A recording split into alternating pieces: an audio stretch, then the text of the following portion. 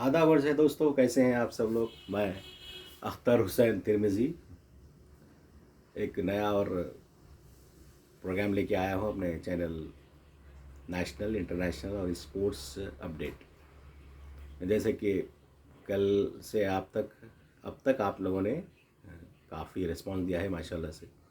बहुत बहुत शुक्रिया। आप चैनल देखते रहिए। ये चैनल जो है मैंने बनाया गया है इसलिए कि इसमें नेशनल एंड इंटरनेशनल जो अपडेट्स हैं, जो न्यूज़ आ रही हैं, उन पर थोड़ा सा हम इस पर तबसरा करें, इसके बारे में जानें। क्योंकि हमारे जो ख़ास तौर पे जो यंगस्टर्स हैं उन्हें पता नहीं होता कि क्या है नेशनल में, क्या हो रहा है इंटरनेशनल में, क्या हो रहा है, क्यों हो रहा है। और स्पोर्ट्स एक अहम इशू है हमारा स्पोर्ट्स में। जैसे कि आप सभी को मालूम है कि आज इंडिया और साउथ अफ्रीका का एक लास्ट T20 मैच है, 4 मैचेस की सीरीज़ पे, उस पर हम बात करेंगे। और बॉर्डर गावस्कर ट्रॉफ़ी जो है वो भी होने वाली है, जैसा कि आप सब जानते हैं, वो भी उस पर भी हम बात करेंगे। और कल जैसा कि आपने देखा ही होगा कि पाकिस्तान ऑस्ट्रेलिया का एक T20 सीरीज़ का पहला मैच हुआ था, उस पर भी हम करेंगे। उससे पहले नेशनल लेवल पर क्या हो रहा है हमारे मुल्क में। तो जैसे कि महाराष्ट्र में असेंबली इलेक्शन होने जा रहे हैं। असेंबली के 20 नवंबर को वहाँ पर वोटिंग होगी। उसके लिए पूरी ज़ोर और शोर से तमाम पार्टियां जो है महाराष्ट्र में अपना जोर लगा रही हैं। कांग्रेस हो, बीजेपी हो, जैसे कि आपको पता है शरद पवार पार्टी के 2 वहाँ पे हिस्से हो गए हैं, शिवसेना के 2 हिस्से हो गए हैं।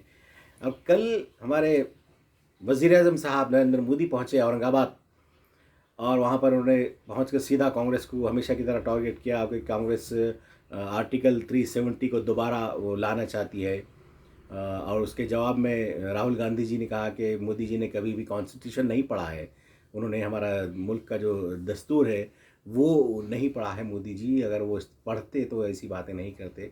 और कुल हिंद मजलिस इत्तेहादुल मुस्लिमीन के जो सदर हैं बैरिस्टर असदुद्दीन ओवैसी साहब, वो भी और अकबरुद्दीन ओवैसी साहब, तेलंगाना असेंबली के फ्लोर लीडर अकबर ओवैसी साहब, ये भी ज़ोर शोर से अपने मुहिम चला रहे हैं महाराष्ट्र में। मजलिस इत्तेहादुल मुस्लिमीन ने महाराष्ट्र में 16 सीटों पर अपने उम्मीदवार खड़ा किए हैं। और देखें कि मजलिस क्या करती है, मजलिस को कितने नशिस्तें आती हैं, और महाराष्ट्र में कौन सी पार्टी इक़्तिदार में आती है, कौन सी पार्टी पावर में आती है। क्योंकि बहुत एक खिचड़ी सा वहाँ पर हो गया है कि हर पार्टी कौन सी पार्टी है, कौन कहाँ जा रहा है, कौन कहाँ आ रहा है। पिछले एक 2-3 साल में आपने देखा कि महाराष्ट्र की सियासत में बहुत तब्दीलियाँ आई थी।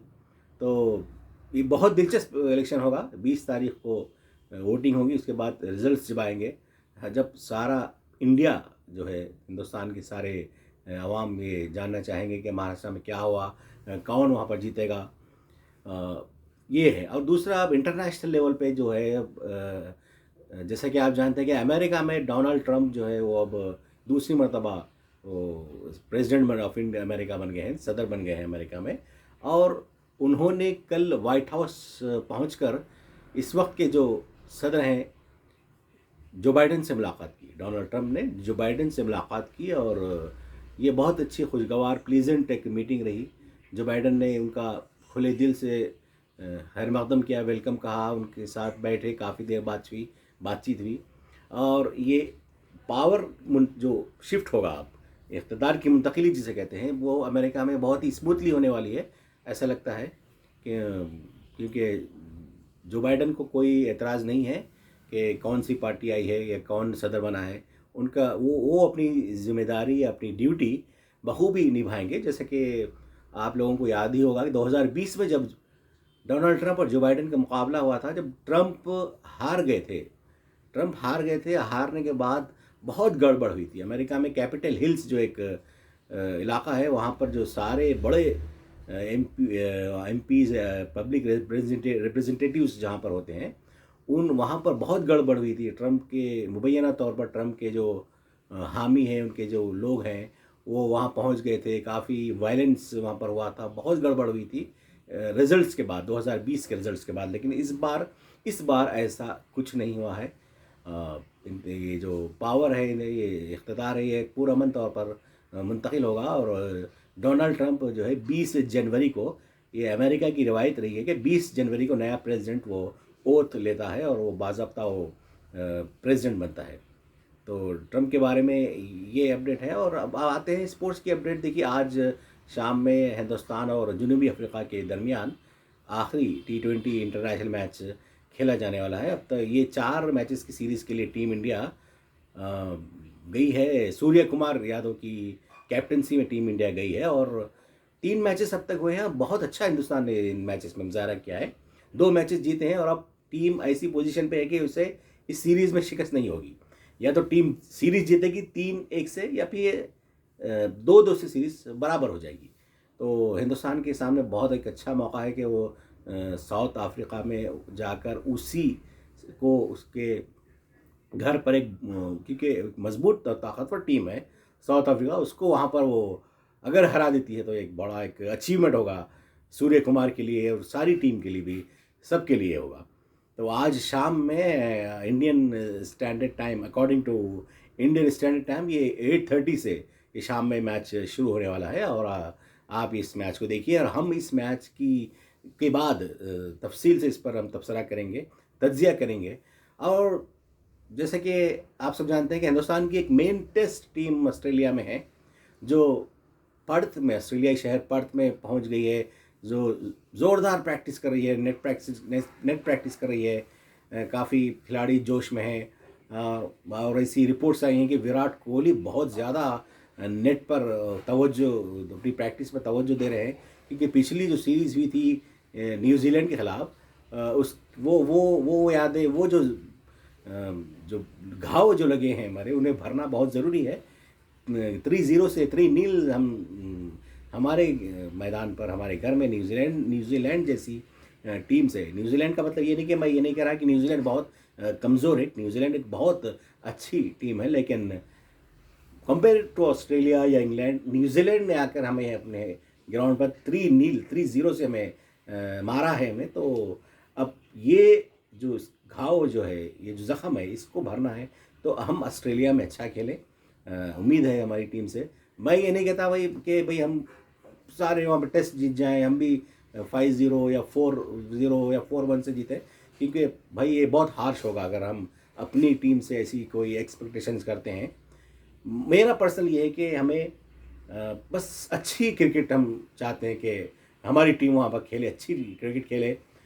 5 टेस्ट हैं, जैसा कि 22 से 22 ऑफ नवंबर से शुरू होने वाले ये सीरीज़ है। तो 5 टेस्ट यानी कि 10 इनिंग्स में हम चाहते हैं कि विराट कोहली 2 से 3 सेंचुरियाँ बनाए। रोहित शर्मा जब खेले तो वो, उनसे भी हम कुछ अच्छे परफॉर्मेंस की उम्मीद है। और दूसरे जो यंगस्टर्स हैं, मोहम्मद सरफराज अहमद हैं, शुभमन गिल हैं, यशस्वी जायसवाल, और सारे इनसे हम अच्छी बैटिंग की हम एक्सपेक्टेशंस करते हैं। और इस दौरान दोस्तों एक अहम बात जो मैं आपको बताने वाला हूँ कि मोहम्मद शमी, जिन्हें शमी कहा जाता है, मोहम्मद शमी के ताल्लुक़ से बहुत अच्छी, बहुत ही खुशगवार प्लीजेंट न्यूज़ आई है कि वो डोमेस्टिक क्रिकेट में बाज़ाब्ता, बाकायदा तौर पर एक्शन में आ चुके हैं। और उन्होंने कल बंगाल के लिए रणजी ट्रॉफी का एक मैच खेला और उस मैच में उन्होंने 4 विकेट लिए हैं और तकरीबन 15 से 20 ओवर के दरमियान कुछ ओवर्स उन्होंने किए और बहुत अच्छी उन्होंने बॉलिंग की। पूरी फिटनेस में, रिदम में वो नज़र आए और ऐसा लग रहा है कि इंशाअल्लाह मोहम्मद शमी ऑस्ट्रेलिया के लिए रवाना होंगे। ऐसा रिपोर्ट्स आई हैं कि वो शायद पहला टेस्ट तक ज्वाइन टीम नहीं करेंगे, लेकिन दूसरे टेस्ट में वो ज़रूर शामिल हो जाएंगे और बहुत मज़ा आएगा अगर मोहम्मद शमी हिंदुस्तान में आ जाते हैं, टीम इंडिया में शामिल हो जाते हैं। कि टीम इंडिया की जो बॉलिंग है वो बहुत स्ट्रांग हो जाएगी। बुमराह है, सिराज है, शमी है, फिर एक आध और फास्ट बॉलर कोई अच्छा फॉर्म में आ गया तो ये बहुत मज़ा आने वाला है दोस्तों। हम और इस तरह तबसरे करते रहेंगे नेशनल, इंटरनेशनल और स्पोर्ट्स अपडेट पर, और कई मैं लाता रहूँगा। और आपको कुछ डाउट्स है, कुछ पूछना है, कोई चीज़ समझ में नहीं आ रही है कि दुनिया में क्या हो रहा है, क्यों हो रहा है, तो आप कमेंट्स करें, मुझसे पूछें। और अगर मेरा चैनल पसंद आया तो इसे लाइक करें, शेयर करें, सब्सक्राइब भी करना ना भूलें। बहुत बहुत शुक्रिया। खुदा हाफिज़।